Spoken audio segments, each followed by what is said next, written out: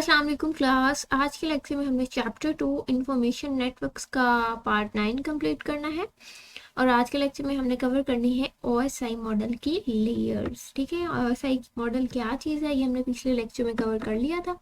आज के लेक्चर में हमने इसकी लेयर्स को डिस्कस करना है कि हर लेयर का क्या फंक्शन है, क्या क्या रिस्पॉन्सिबिलिटीज़ है। ठीक है, तो ये लेयर्स हमने पीछे भी डिस्कस कर ली थी। इनकी काउंटिंग ना डाउन से अपवर्ड स्टार्ट होती है। ठीक है, ये लेयर 1 है, ये लेयर 2 है, नेटवर्क थर्ड लेयर है, ट्रांसपोर्ट आती है, सेशन आती है, फिर प्रेजेंटेशन और देन एप्लीकेशन जो है वो 7th लेयर है। ठीक है, ये हमने पार्टीशन पढ़ ली थी। अपर 3 जो लेयर्स हैं ये अपर पार्ट बनाती हैं ओएसआई मॉडल का, और जो फर्स्ट 3 लेयर्स हैं ये लोअर पार्ट बनाती हैं, और जो ट्रांसपोर्ट लेयर है ये ब्रिज के तौर पर एक्ट करता है इन दोनों लेयर्स के दरमियान, और इसको हम हार्ट ऑफ नेटवर्क भी कहते हैं। हाँ जी, तो सबसे अपर लेयर जो है वो हमारे पास है एप्लीकेशन लेयर। ठीक है, अगर सेंडिंग साइड से कोई भी फाइल हमने शेयर करनी है, ठीक है, तो सबसे पहले कौन सी लेयर आती है? एप्लीकेशन लेयर आती है हमारे पास। सेंडिंग साइड से ये डायग्राम हमने पहले भी देखी थी। ठीक है, जैसे ये सेंडर है, सेंडर ने कोई चीज़ इधर भेजनी है इस कंप्यूटर को, तो पहले सबसे पहले किसके पास आ रही है? जो भी फाइल भेजनी है वो एप्लीकेशन लेयर के पास आ रही है। ठीक है, तो ये थी हमारे पास एप्लीकेशन लेयर को हम देखते हैं जी क्या करती है ये। It provide network services to the user application. ठीक है, यूजर एप्लीकेशन को क्या इसने प्रोवाइड करनी है? नेटवर्क सर्विसेज प्रोवाइड करनी है। यूजर एप्लीकेशन कौन सी होती हैं? वो तमाम एप्लीकेशन जिन पे हम काम कर रहे हैं। ठीक है, चाहे आप वेब ब्राउजिंग कर रहे हैं, चाहे आप कोई मेल कर रहे हैं। ठीक है, all the network applications depend on application layer protocols. ठीक है, जितनी भी नेटवर्क बेस्ड एप्लीकेशन है, ठीक है, वो तमाम एप्लीकेशंस जिनको नॉर्मल फंक्शनिंग के लिए नेटवर्क की ज़रूरत है, इंटरनेट की ज़रूरत है, ठीक है, वो एप्लीकेशन क्या कहलाती है? Network applications. वो किस पे डिपेंड करती हैं? वो तमाम की तमाम जो एप्लीकेशन है वो डिपेंड करती हैं एप्लीकेशन लेयर पे। जो प्रोटोकॉल्स मौजूद होते हैं ना उन पे डिपेंड करती हैं नॉर्मल फंक्शनिंग के लिए। ये तभी नॉर्मल फंक्शनिंग कर सकती हैं जब एप्लीकेशन लेयर पे वो तमाम प्रोटोकॉल्स सही तरह से काम कर रहे हों जो उनको चाहिए। Various network services such as file transfer, web surfing, email. ठीक है, ये नेटवर्क एप्लीकेशंस हैं कुछ एक जो उन्होंने बताई हुई हैं। फाइल ट्रांसफ़र भी एक नेटवर्क एप्लीकेशन है। वेब सर्फिंग, ठीक है, जो आप गूगल क्रोम खोल के डिफरेंट चीज़ें सर्च कर रहे होते हैं उसको हम कहते हैं वेब सर्फिंग। ठीक है, और ईमेल वगैरह सेंड कर रहे हैं तो ये किस में आती हैं? नेटवर्क एप्लीकेशन में आती हैं। Web browser and internet connected applications like Skype और Outlook use application layer protocol. यहाँ पे ना ये उन्होंने एग्जांपल बताई हुई है। ठीक है, वेब ब्राउज़र की अगर आपने एग्जांपल लेनी है तो इसके लिए आप गूगल क्रोम ले सकते हैं। ठीक है, ये आपका वेब ब्राउज़र है। इसके अलावा मोज़िला ले सकते हैं। ठीक है, इस तरह डिफरेंट जो भी ब्राउज़र्स हैं वो वेब ब्राउज़र की कैटेगरी में आ जाते हैं जिन्हें आप सर्च करने के लिए यूज़ करते हैं। ठीक है, उसके अलावा और इंटरनेट कनेक्टेड कौन सी एप्लीकेशन है? स्काइप है। अगर आपने कोई वीडियो कॉल करनी है, कोई फाइल सेंड करनी है, ठीक है, तो स्काइप भी वेब बेस्ड एक एप्लीकेशन है, इंटरनेट बेस्ड एक एप्लीकेशन है। ठीक है, आउटलुक मेल अगर आपने करनी है, ठीक है, आउटलुक हो गया, याहू हो गया, जीमेल हो गया, आपने मेल के थ्रू किसी को कोई मैसेज कन्वे करना है, कोई फाइल भेजनी है, ठीक है, तो ये भी एक नेटवर्क बेस्ड एप्लीकेशन है। तो ये जो डिफरेंट तरह की एप्लीकेशन है ये क्या यूज़ करती हैं? एप्लीकेशन लेयर पे जो प्रोटोकॉल्स हैं मौजूद उनको यूज़ करते हैं। अब किस किस तरह के प्रोटोकॉल्स होते हैं जी एप्लीकेशन लेयर पे वो हमने नीचे बताया हुआ है। FTP file transfer protocol. FTP जी है हमारे पास फाइल ट्रांसफ़र प्रोटोकॉल। ठीक है, जब भी आप ओवर द इंटरनेट फाइल्स वगैरह शेयर करते हैं ना या ट्रांसफ़र करते हैं एक कंप्यूटर से दूसरे कंप्यूटर में या 2 लैपटॉप्स के दरमियान या 2 फ़ोन्स के दरमियान, तो उसमें जो हेल्प करता है प्रोटोकॉल या जो प्रोटोकॉल यूज़ होता है वो है आपका फाइल ट्रांसफ़र प्रोटोकॉल। ठीक है, नेक्स्ट है हमारे पास HTTP एंड HTTPS।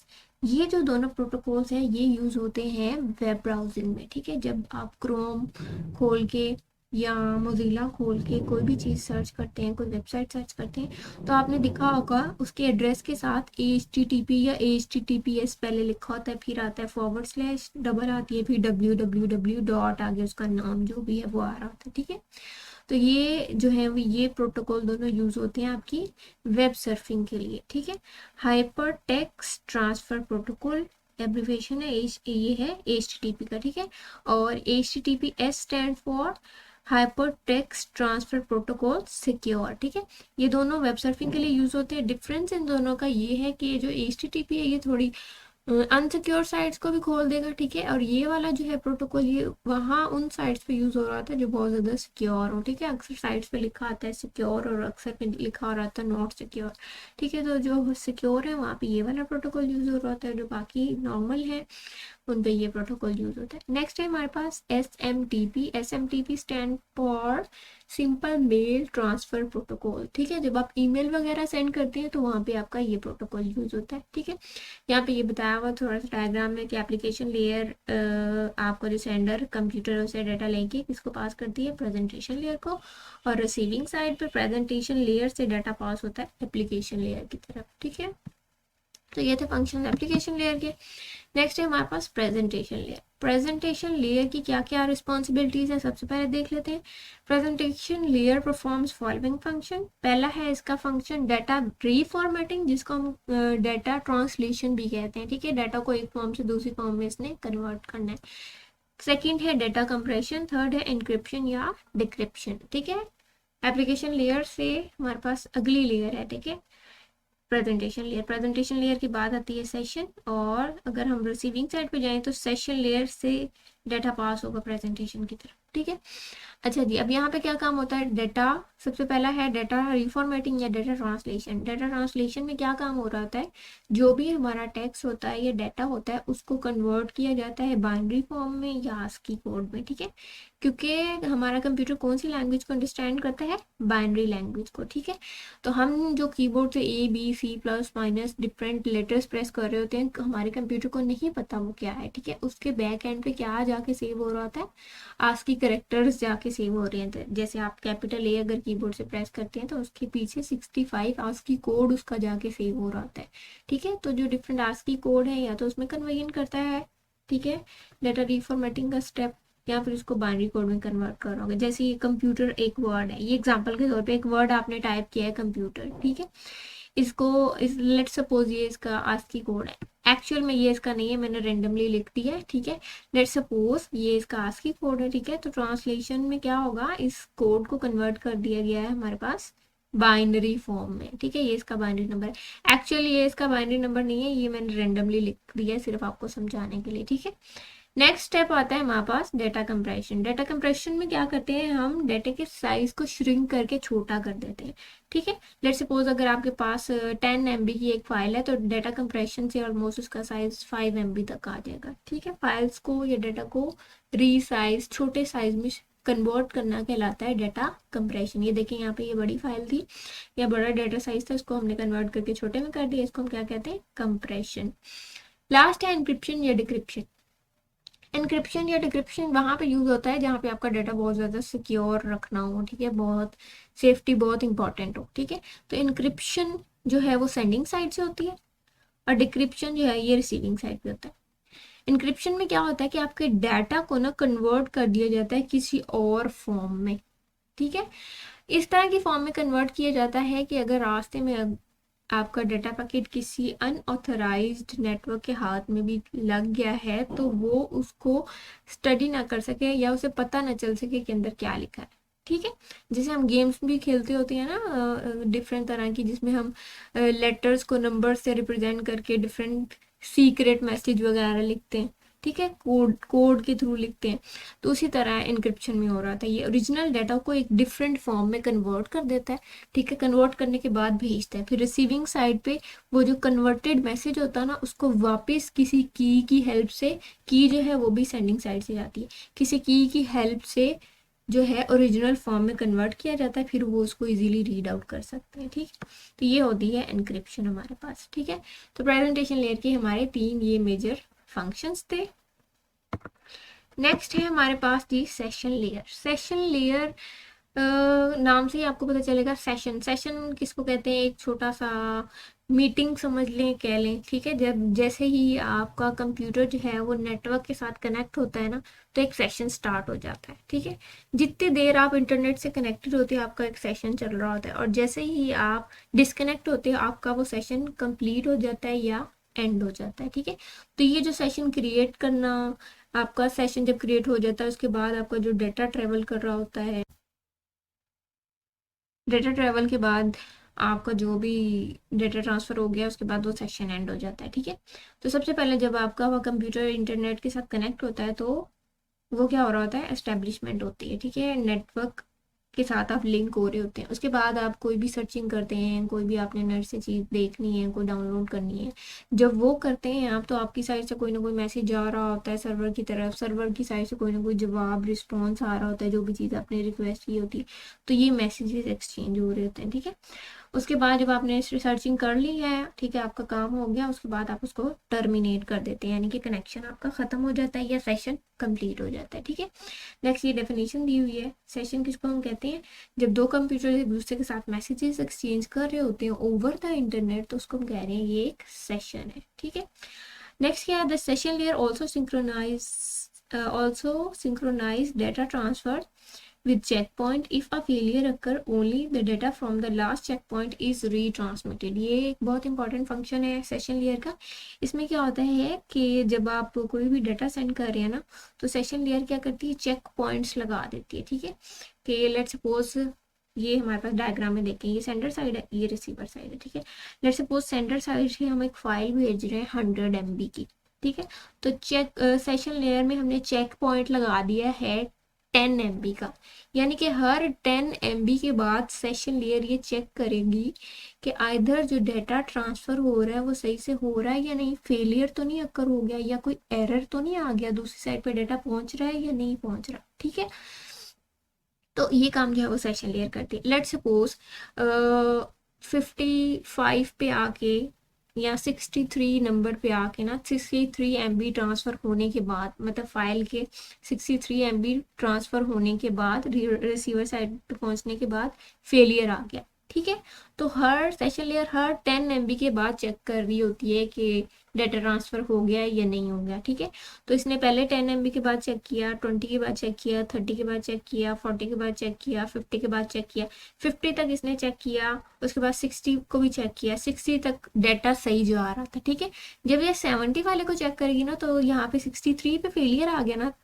तो उसको पता चल जाएगा कि ये वाला जो डाटा है ना वो नहीं पहुंचा, 70 MB वाली जो पोर्शन था ना, ये जो चंक था वो रिसीविंग साइड पे नहीं पहुंचा। ठीक है, या फेलियर आ गया यहाँ पे, तो ये पूरी की पूरी फाइल को दोबारा से नहीं भेजिएगा।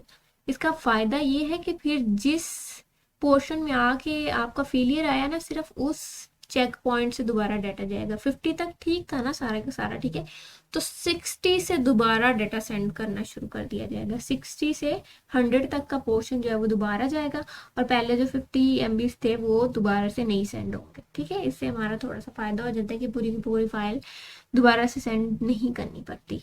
ठीक है, तो ये सेशन लेयर के फंक्शंस थे। अच्छा जी, नेक्स्ट हमारे पास कौन सी लेयर है जी, ट्रांसपोर्ट लेयर। ट्रांसपोर्ट लेयर किस लिए हमारे पास रिस्पॉन्सिबल है जी, transport layer is responsible for end to end communication between two devices. ठीक है, दो डिवाइसेस के दरमियान जो कम्युनिकेशन कराती है वो कौन सी लेयर है, transport layer. It takes data from session layer and divide into chunks called segment. ठीक है, सेशन लेयर से आती है ना, सेंडिंग साइड पे देखें ऊपर सेशन लेयर होगी, नीचे वापस ट्रांसपोर्ट लेयर आएगी, तो सेशन लेयर पे जो डाटा होगा वो ट्रांसपोर्ट लेयर के पास आता है। ट्रांसपोर्ट लेयर उसके साथ क्या करती है, लेट सपोज ये जो डाटा है ना ये सेशन लेयर के पास था, इसने भेजा है ट्रांसपोर्ट लेयर को, ट्रांसपोर्ट लेयर उसके छोटे छोटे सेगमेंट्स बना देती है, छोटे छोटे टुकड़े बना देती है, जिसको हम कहते हैं सेगमेंट। जैसे ये हर जो छोटा चंक, छोटा बॉक्स नजर आ रहा है, ये एक सेगमेंट कहलाता है। ठीक है, अच्छा, इसके बाद हमारे पास इसके अलावा, अच्छा ये सेंडिंग साइड पे ये काम हो रहा था, रिसीविंग साइड पे क्या करता है, रिसीविंग जो साइड है ना उस पे ट्रांसपोर्ट लेयर, इससे जो नीचे वाली लेयर होगी ना, उससे डाटा को रिसीव करेगी और डाटा पैकेट्स, नीचे वाली लेयर से डाटा पैकेट्स मिलेंगे उसको। ठीक है, नेटवर्क लेयर होती है ना, इसके नीचे वो डाटा पैकेट्स देगी ट्रांसपोर्ट लेयर, और ट्रांसपोर्ट लेयर क्या करेगी यहाँ पे, उसको कंबाइन करेगी और एरर्स वगैरह चेक करेगी। ठीक है, अच्छा यहाँ पे ये कंप्लीट बताया भी हुआ है। The segments are reassembled, checked for errors and acknowledged at receiving side। ठीक है, रिसीविंग साइड पे ये काम थोड़ा सा उल्टा करती है, यहाँ पे ये ब्रेक करके छोटे सेगमेंट बना रही है, उस साइड पे इसको छोटे सेगमेंट और छोटे सेगमेंट मिलेंगे, उनको कंबाइन करके थोड़े बड़े सेगमेंट बनाएगी, फिर देन उसको उसमें चेक करेगी कोई एरर तो नहीं है, कोई प्रॉब्लम तो नहीं है, ठीक है। उनको कंबाइन करने के बाद आगे सेशन लेयर को पास कर देगी, ठीक है। नेटवर्क लेयर का ये मेजर जो है वो काम है। सॉरी, नेटवर्क नहीं, ट्रांसपोर्ट लेयर, ट्रांसपोर्ट लेयर की हम बात करें, ठीक है। अगर कहीं कोई एरर वगैरह होगा, ठीक है, तो उस पैकेट को दोबारा सेंड किया जाएगा, ठीक है। जैसे ये रिसीविंग साइड वाली है ना, इसने चेक किया हर डाटा पैकेट जो इसके पास आ रहा है और देखा कि किसी एक जो डाटा का पैकेट आया है ना, इसके पास उसमें कोई एरर है, तो वो मैसेज फ्लो कर देगी कि इसमें एरर है, तो वो वाला जो चंक होगा या वो डाटा का पोर्शन होगा वो दोबारा से सेंड किया जाएगा उसको, ठीक हो गया। नेक्स्ट हमारे पास आ गई है जी नेटवर्क लेयर। नेटवर्क लेयर का क्या काम है? The network layer is responsible for data transfer between two different networks.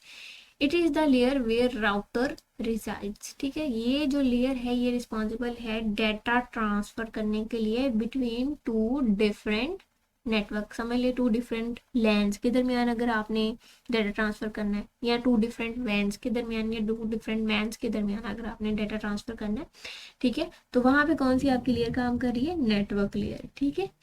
Router आपने पीछे पढ़ा है ना, राउटर इस लेयर में काम करता है आपका। The network layer receives the segment from transport layer and breaks them into smaller units called packets, ठीक है। नेटवर्क लेयर पे देखा था हमने, बड़े डाटा को हमने छोटे छोटे पोर्शन में या छोटे छोटे पार्ट्स में डिवाइड कर किया था, और उसको हम क्या कहते थे कि ये हमारे पास क्या है? सेगमेंट है। अब वो जो सेगमेंट है ना, उसको फर्दर छोटे पार्ट्स में डिवाइड करना, और उसको हम क्या कह रहे हैं? पैकेट। ये काम हो रहा है नेटवर्क लेयर पे, ठीक है। जब ये छोटे छोटे पैकेट्स बनते हैं तो यहाँ पे साथ उसके आईपी एड्रेसेस अटैच किए जाते हैं नेटवर्क लेयर पे, यानी कि लॉजिकल एड्रेस अटैच किया जाता है। अब कौन से आईपी एड्रेस अटैच किए जाते हैं? सेंडिंग साइड का आईपी एड्रेस अटैच किया जाएगा, ये जो डाटा पैकेट बनेगा इसके साथ, और जहां इसने पहुंचना है रिसीविंग साइड, उसका भी आईपी एड्रेस अटैच किया जाएगा, ठीक है। तो दो आईपी एड्रेस हर पैकेट के साथ अटैच किए जाएंगे, सेंडिंग साइड का और रिसीविंग साइड का। उसके बाद हमारे पास आ जाता है it also perform routing process. Routing process यानी कि किस पाथ से होते हुए आपके डाटा पैकेट है ना, इसने दूसरी साइड पे पहुंचना है, ये भी आपकी नेटवर्क लेयर डिसाइड करती है। The process finds the best physical path for the data to reach its destination. तो जो सबसे ज़्यादा बेस्ट और एफिशिएंट रास्ता होगा ना, कि डिफरेंट रास्ते होते हैं इस नेटवर्क से दूसरे नेटवर्क में अगर अपने कोई डाटा भेजना है, तो उसमें जो बेस्ट होगा, जो शॉर्टेस्ट होगा, वो आपकी नेटवर्क लेयर चूज करेगी, और उसके थ्रू आपका डाटा सेंडिंग साइड से रिसीविंग साइड के पास पहुंचेगा, ठीक हो गया। ये थी नेटवर्क लेयर की फंक्शनैलिटी। नेक्स्ट हमारे पास आ जाती है जी data link layer. Data link layer is responsible for reliability of physical link establishment at layer 1। Data link layer must decides the following. क्या क्या चीज़ें डिसाइड करती है? एक तो पहले इसकी रिस्पॉन्सिबिलिटी क्या है कि फिजिकली आपका जो लेयर 1 पे लिंक बनना है, फिजिकल लेयर पे जो लिंक बनना है उसको स्टैब्लिश करती है, यानी कि ये फिजिकल एड्रेस को देखती है। फिजिकल एड्रेस होता है आपके डिवाइस के साथ एक मैक एड्रेस आता है, ठीक है, वो आपका फिजिकल एड्रेस होता है, वो अटैच करके लिंक एस्टेब्लिश करती है डाटा लिंक लेयर, और इसके अलावा फ्रेमिंग करती है। फ्रेमिंग किसको कहते हैं? The data link layer takes packet from network layer, यानी कि ये जो ऊपर नेटवर्क लेयर है ये पैकेट्स बना देती है ना, तो वो नीचे पास हो जाते हैं डाटा लिंक लेयर पे। उनको लेने के बाद क्या करती है? Breaks them into smaller pieces, इनको और छोटे पीसेस में डिवाइड करती है, जिसको हम कहते हैं डाटा फ्रेम्स, और उनके साथ क्या अटैच करेगी? फिजिकल एड्रेस यानी कि मैक एड्रेस अटैच करती है, ठीक है। इसके अलावा और क्या क्या काम है इसके? Flow control. फ्लो कंट्रोल हम कहते हैं, लेट सपोज सेंडिंग साइड की स्पीड क्या है डाटा भेजने की, और रिसीविंग साइड की स्पीड क्या है डाटा रिसीव करने की, इस चीज़ को हम कहते हैं फ्लो कंट्रोल। अगर लेट सपोज सेंडिंग साइड बहुत ज़्यादा स्पीड से डाटा भेजी जा रही है और रिसीविंग साइड की स्पीड ही नहीं है उतनी को डाटा रिसीव कर सके, तो आपका डाटा जो है वो लॉस्ट हो जाएगा, ठीक है। जैसे अगर मेरे पास कोई भी पैकेट है, मैं आपकी तरफ फेंक रही हूँ बहुत ज़्यादा स्पीड से, और आप स्लोली कैच कर रहे हो, तो क्या होगा? अंदर से कुछ पैकेट्स गिर जाएंगे ना, खराब हो जाएंगे। तो यही काम इधर हो रहा है। तो फ्लो कंट्रोल में क्या होता है? ये चीज चेक होती है कि दोनों साइड पे स्पीड एक जैसी मिले हमें, ठीक है। नेक्स्ट है हमारे पास एरर कंट्रोल। एरर कंट्रोल में ये देखा जाता है कि एक साइड से जो डाटा भेजा गया है वो दूसरी साइड पे सही तरह पहुंच गया है या नहीं, कोई रास्ते में एरर तो नहीं आ गई, डाटा पैकेट में कोई प्रॉब्लम तो नहीं है। अगर ऐसा कुछ हो तो वो डाटा पैकेट दोबारा भेजा जाता है, ठीक है। या अगर कोई डाटा पैकेट 2 दफा आ गया है तो उस एक को डिलीट कर दिया जाता है, ठीक है। ये होता है हमारे पास एरर कंट्रोल में। लास्ट है हमारे पास एक्सेस कंट्रोल। एक्सेस कंट्रोल में ये देखा जाता है कि अगर एक ही लिंक के साथ, एक ही नेटवर्क के साथ एक से ज़्यादा डिवाइसेस कनेक्ट हुए हैं, ठीक है, तो एट द टाइम कौन से डिवाइस को आपका लिंक, जो आपका जो लिंक है उसको कौन सा डिवाइस यूज़ कर रहा है, ठीक है, और किसको कंट्रोल दिया हुआ है, किस डिवाइस को, यानी कि समझ लें आपका एक लैपटॉप भी कनेक्ट किया हुआ है, आपका फ़ोन भी कनेक्ट हुआ है, तो एट द टाइम आपका कंट्रोल किसके पास है, फ़ोन के पास है या लैपटॉप के पास है, ये चीज़ चेक करना क्या कहलाता है, एक्सेस कंट्रोल। तो access control, error control, flow control, framing और फिजिकल एड्रेस अटैच करना, ये किसके काम है, आपके पास डाटा लिंक लेयर के काम है। नेक्स्ट हमारे पास आ जाती है फिजिकल लेयर। फिजिकल लेयर, ये जो सबसे लास्ट लेयर है हमारे पास ओएसआई लेयर की, ठीक है, और the physical layer is the bottom layer of the OSI model. Its main function is to control how a stream of bits is sent and received over the physical medium. ये physical layer जो है वो आपकी check करती है कि actual में आपका डाटा जो है कैसे ट्रांसफर हो रहा है। ये यहाँ पे रहेगी सेट करने वाली, हम यहाँ पे इसको अब सेट कर देते हैं, ठीक है। अच्छा जी, आपने ये देखा ना कि हमने सेशन लेयर पे ही, प्रेजेंटेशन लेयर पे, हाँ, डाटा को ट्रांसफर कर लिया था। हमारा डाटा किस फॉर्म में होता है, बिट्स की फॉर्म में, 0 1 की फॉर्म में होता है ना। तो फिजिकल लेयर किस चीज़ को कंट्रोल करती है, उस स्ट्रीम ऑफ बिट्स को कंट्रोल करेगी जो हमने सेंड करनी है फिजिकली एक साइड से दूसरी साइड के थ्रू, दूसरी साइड की तरफ, ठीक है, फिजिकली। जैसे आपके 2 कंप्यूटर्स अटैच होंगे किसी वायर के थ्रू, ठीक है, ये देखें जैसे ये फिजिकल लेयर है ना, तो ये यहाँ से डाटा स्ट्रीम जो 0 1 की फॉर्म में है, डाटा वो इसके पास आएगा, ये उसको आगे कन्वर्ट करेगी, इलेक्ट्रिकल सिग्नल्स इस वायर के थ्रू पास होंगे और रिसीविंग साइड पे रिसीव होंगे, देन उसको दोबारा से कन्वर्ट किया जाता है बाइनरी फॉर्म में, ठीक हो गया। तो कितनी बिट्स पर सेकंड जा रही हैं उसको कंट्रोल करना है आपकी फिजिकल लेयर में, ठीक है, कितनी बिट्स पर सेकंड इस वायर में वो पास कर रही है। अच्छा जी, अच्छा अगला फंक्शन क्या है, characteristics of media. Physical layer define the characteristics and type of medium. ये जो लेयर है ये भी डिसाइड करती है कि आपका मीडियम किस तरह का है, उसकी क्या क्या कैरेक्टरिस्टिक है, ठीक है, वायर कौन सी लगी हुई है, किस तरह की है, फाइबर ऑप्टिक लगी है तो उसकी कोई अपनी कैरेक्टरिस्टिक्स होंगी, कोएक्सियल लगी हुई है तो उसकी कोई अपनी कैरेक्टरिस्टिक्स होंगी, ठीक है। Representation of bits, the bits are encoded into electrical signals for transmission. ये भी हमने डिस्कस कर लिया कि इसके पास जो डाटा आ रहा है, डाटा लिंक लेयर ने जो इसको फ्रेम्स दिए हैं उसमें जो डाटा है वो किस फॉर्म में होता है, 0 1 यानी बाइनरी फॉर्म में होगा, उसको इसने कन्वर्ट करना है इलेक्ट्रिकल सिग्नल्स की फॉर्म में, क्योंकि वायर के थ्रू डाटा सिग्नल्स की फॉर्म में ट्रांसफर होता है। वो सिग्नल्स जाएंगे रिसीविंग साइड पे, फिर रिसीविंग साइड पे दोबारा से उन सिग्नल्स को कन्वर्ट किया जाएगा बिट्स में, ठीक है। नेक्स्ट क्या है, data rate. Physical layer defines number of bits that will send in a second. ये भी हमने डिस्कस कर लिया कि इसने इसका एक ये भी फंक्शन है, इसने डिसाइड करना है कि कितने बिट्स जा रही है पर सेकेंड, इसको यहाँ सेट कर देते हैं। Transmission mode, the physical layer defines the direction of transmission between 2 devices. अच्छा, ट्रांसमिशन मोड कौन सा यूज हो रहा है ट्रांसमिशन करते हुए, ये भी आपकी फिजिकल लेयर डिसाइड करती है।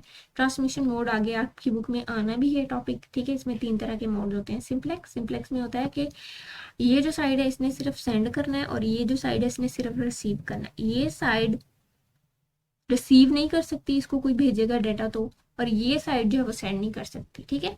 यानी कि ये सेंडिंग साइड है, ये सिर्फ डाटा भेज सकती है, ले नहीं सकती, और ये जो है ये लेने वाली है रिसीविंग साइड है, ये सिर्फ रिसीव कर सकती है, भेज नहीं सकती, ठीक हो गया। जैसे आपके पास टीवी ट्रांसमिशन जो केबल आ रही है आपकी तरफ, आपका टीवी तो नहीं ना वापस भेज रहा, सिर्फ आपकी टीवी की तरफ आ रही है, रिसीव कर रहा है ना वो, तो वो सिंप्लेक्स मोड होता है। हाफ डुप्लेक्स मोड में होता है कि आपका जो दोनों डिवाइस है वो सेंड भी कर सकते हैं, रिसीव भी कर सकते हैं, लेकिन एक टाइम पे एक ही काम होगा। अब देखिए ये सेंड कर रहा है और ये रिसीव कर रहा है, ठीक हो गया। फिर दूसरे टाइम पे हो सकता है ये रिसीव कर रहा हो और ये सेंड कर रहा हो, ये कहते हैं हम हाफ डुप्लेक्स को, ठीक है। जो आप इंटरनेट सर्फिंग करते हैं वो भी आपकी हाफ डुप्लेक्स में आती है। फुल डुप्लेक्स में होता है कि एट अ टाइम दोनों काम हो रहे हैं, दोनों डिवाइस सेंड भी कर रहे हैं, रिसीव भी कर रहे हैं, एक ही टाइम में दोनों काम हो रहे हैं, ठीक है। इसकी एग्जांपल आप समझ ले, फोन कॉल जब आप करते हैं तो एक ही टाइम पे आप सुन भी रहे होते हैं, ठीक है, और आप बोल भी रहे होते हैं, ठीक है, तो ये फुल डुप्लेक्स है। तो फिजिकल लेयर डिसाइड करती है कि आपकी जो ट्रांसमिशन हो रही है वो कौन से मोड पे हो रही है, सिंपलेक्स पे हो रही है, हाफ डुप्लेक्स पे हो रही है या फुल डुप्लेक्स पे हो रही है। ठीक है, तो ये था जी हमारा आज का लेक्चर। आई होप आपको समझ में आ गया होगा। अगर आपको समझ आ गया है तो वीडियो को लाइक करें, चैनल को सब्सक्राइब करें और बेल आइकन को प्रेस करें। Thank you so much. अल्लाह हाफिज़।